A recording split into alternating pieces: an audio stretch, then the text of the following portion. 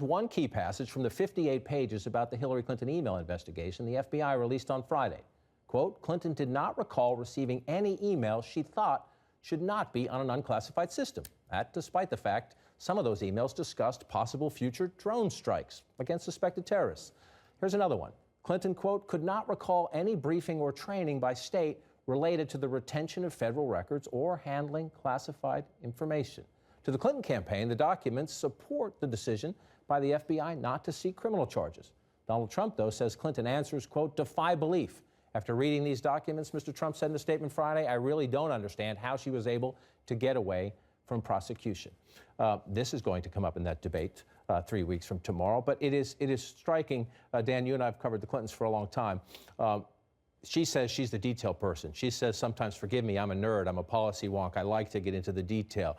Bill Clinton would meet somebody he hadn't seen in 20 years and remember what the guy was eating when he last saw him. And yet you read through this 39 times in a 3-hour interview. She said, I do not recall, I do not recall, I do not recall. Well, the other thing we know about the Clintons is that they've been through many investigations, right, and many scandals, and many situations in which a smart lawyer will say to a client, you know, you don't have to answer that fully, and if you don't recall, you don't recall. And so she went through that process with them, and there's a lot of in that, as you say, in which she has an incomplete memory. I think that, you know, the bottom line on this is that people will take away from it what they already brought to this issue of the emails. People have strong views about this, and they're not good for Hillary Clinton. I don't think this is going to significantly change that. You make a key point. It's not significantly change that. So it's if you think she's dishonest, if you think she's untrustworthy, the cement hardens. And if you're for her, you just sort of roll your eyes and say, well, I got to deal with this. But I do think a lot of the different discussions we've had about email and pay for play, and, you know, we get further in the weeds, it gets a little bit difficult to digest, and, you know, you come away with the notion that she's untrustworthy, but it's a really specific example that you get coming out of these reports to say Hillary Clinton was emailing about a covert drone strike operation. Everyone knows this is a covert program. So to be able to take an example like that onto the debate stage, or even as a debate moderator, and say, this is something that's really easy for everyone who's watching at home to understand. Hillary Clinton was emailing about drone strikes and didn't think that was a problem to do from an insecure server. I think that there is a little bit more potency in that than we've seen from some of the other things that we've learned about her emails that have been a little harder to understand. There's a difference between, there's a difference between something that's not criminal and something that's still unacceptable to people. Right. I think that's what these emails or these transcripts highlight, is that maybe there was nothing criminal in there. They couldn't levy charges against her, but there was still quite a bit that was unacceptable and surprising and shocking to a lot of voters. I think this will matter because it really, I think for people, it sort of defies their common sense test, and that's a problem.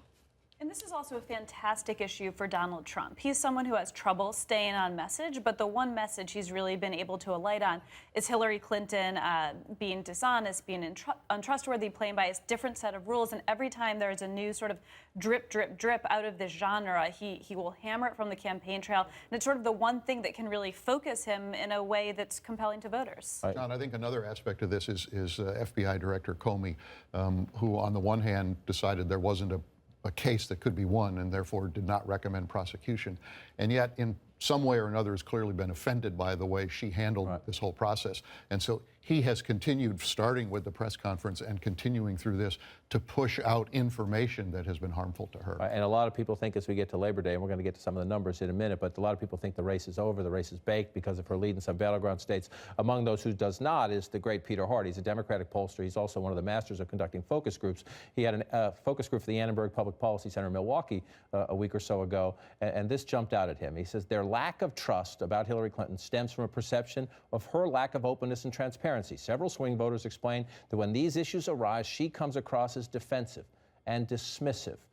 No doubt about it. And no doubt your colleague Karen Tumulty had a lengthy piece going back to the Whitewater investigation about how the Clintons handled these kind of things. And there's no question she has reason to be, to think Republicans are out to get her. But there's also no question that she retreats into what even some of her friends call paranoia about these things. And historically, if you look at Bill Clinton and Hillary Clinton, she's been the hardliner on this. Right. She has been the more resistant. She's the one who has said, no, no, no, we should not give up anything.